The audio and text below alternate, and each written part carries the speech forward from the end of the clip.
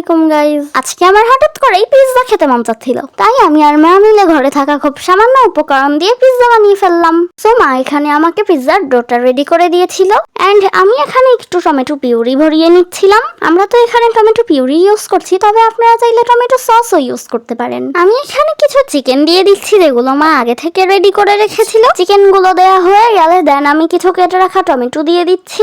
এরপর আমি কিছুটা পেঁয়াজ দিয়ে দিচ্ছিলাম, যেগুলো মা আগে থেকে অল্প তেলে ভেজে রেখেছিল। যেহেতু আমাদের বাসায় ক্যাপসিকাম ছিল না, তাই দেখতে সুন্দর লাগার জন্য পেঁয়াজের হাই দিয়ে দিচ্ছি।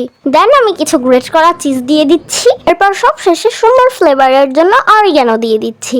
এরপর এটা বেক করে নিলাম। সো আমাদের পিৎজা রেডি হয়ে গেল। দেখুন, এটা কিন্তু দারুণ হয়েছে। দেন আমি এটা খেয়ে একটু রিভিউ দেওয়ার চেষ্টা করছিলাম। আমি তো কখনো এভাবে রিভিউ দেইনি, তাই এমনিতেই একটু নার্ভাস ছিলাম। তার উপর আমার বড় বোন আমাকে দেখে হাসছিল।